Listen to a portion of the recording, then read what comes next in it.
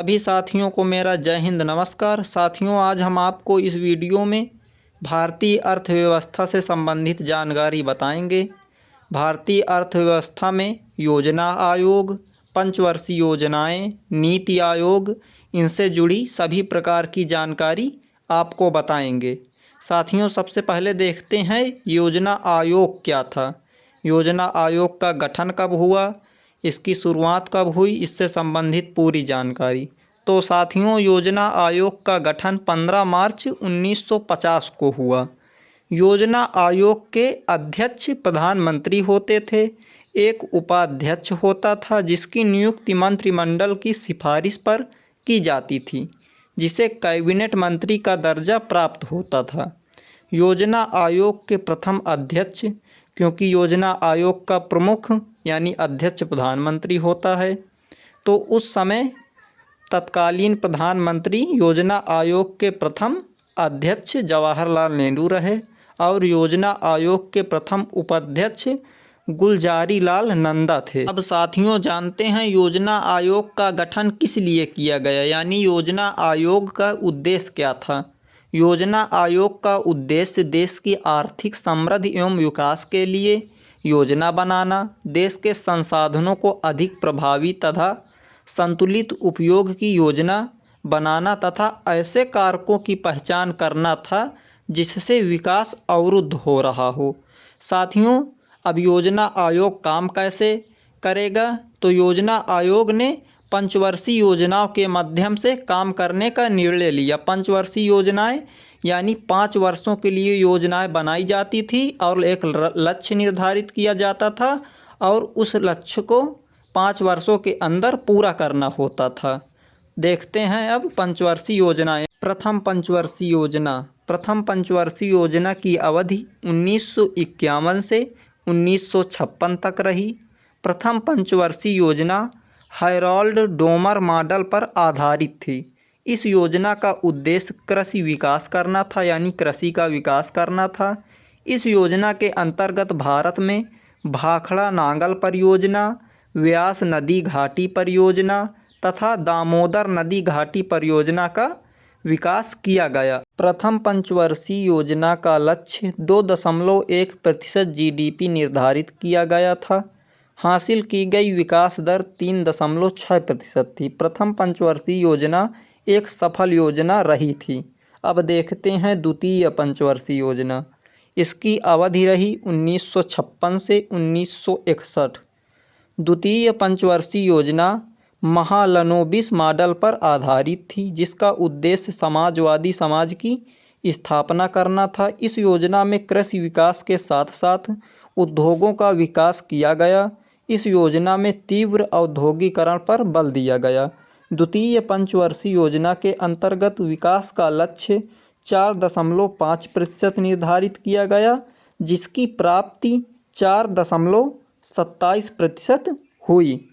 तीसरी पंचवर्षीय योजना की अवधि 1961 से 1966 रही और यह योजना जॉन सैंडी तथा सुखमा चक्रवर्ती मॉडल पर आधारित थी, जिसका उद्देश्य अर्थव्यवस्था एवं कृषि को आत्मनिर्भर बनाना था।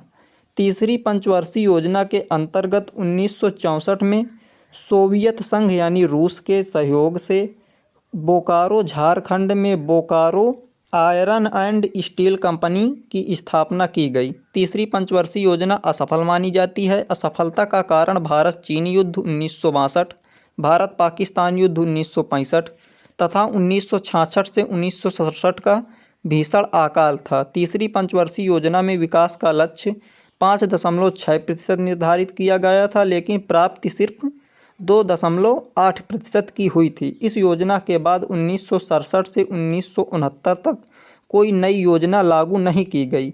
इस समय अंतराल को अवकाश योजना कहा गया। यह मिर्डन के मॉडल पर आधारित थी। अगली पंचवर्षीय योजना यानी चौथी पंचवर्षीय योजना, इसकी अवधि 1969 से 1974 रही। चौथी पंचवर्षीय योजना में GDP का लक्ष्य 5.6% रखा गया और वास्तविक वृद्धि 5.3% ही रही। पाँचवीं पंचवर्षीय योजना, इसकी अवधि 1974 से 1979। पाँचवीं पंचवर्षीय योजना का मुख्य उद्देश्य गरीबी उन्मूलन था और इस पंचवर्षीय योजना का लक्ष्य 5.6% रहा और वास्तविक विकास 4.8% रहा। यह पंचवर्षीय योजना अपनी समय अवधि से एक वर्ष पहले 1978 में जनता पार्टी सरकार द्वारा खत्म कर दी गई। इस योजना के स्थान पर अनवरत योजना की शुरुआत की गई। छठी पंचवर्षीय योजना, इसकी अवधि 1980 से 1985 और छठी पंचवर्षीय योजना आगत निर्गत मॉडल पर आधारित थी, जिसका उद्देश्य गरीबी उन्मूलन तथा रोजगार में वृद्धि करना था। इस योजना का लक्ष्य 5.2% GDP था और वास्तविक वृद्धि 5.4% ही रही। सातवीं पंचवर्षीय योजना, इसकी अवधि 1985 से 1990 और सातवीं पंचवर्षीय योजना जॉन डब्ल्यू मिलर मॉडल पर आधारित थी, जिसका उद्देश्य जनसंख्या नियंत्रण, पोषण का पर्याप्त स्तर, ऊर्जा प्रबंधन, आधुनिकीकरण, आत्मनिर्भरता तथा सामाजिक न्याय था। इसका लक्ष्य 5.6% GDP और वास्तविक वृद्धि 6.1 हुई। 1990 से 1992 तक योजना अवकाश चला। देश की GDP इस समय 6% से घटकर 3.4% हो गई। आठवीं पंचवर्षीय योजना, इसकी अवधि 1992 से 1997। आठवीं पंचवर्षीय योजना के अंतर्गत 1993 में राष्ट्रीय महिला कोष का गठन हुआ। प्रधानमंत्री रोजगार योजना की शुरुआत हुई। इस पंचवर्षीय योजना में विकास का लक्ष्य 5.6% निर्धारित किया गया और जिसकी प्राप्ति 6.8% हुई। और नौवीं पंचवर्षीय योजना, नौवीं पंचवर्षीय योजना की अवधि 1997 से 2002 रही। नौवीं पंचवर्षीय योजना का उद्देश्य न्यायपूर्ण वितरण प्रणाली एवं समानता का विकास करना था। नौवीं पंचवर्षीय योजना कुछ हद तक असफल रही, जिसका कारण अंतर्राष्ट्रीय व्यापार में आई मंदी तथा भारत पाकिस्तान युद्ध था।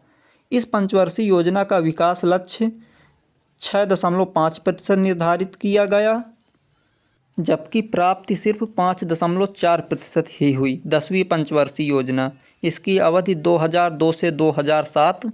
10वीं पंचवर्षीय योजना का उद्देश्य गरीबी और बेरोजगारी को समाप्त करके अगले 10 वर्षों में प्रति व्यक्ति आय को दोगुना करना था।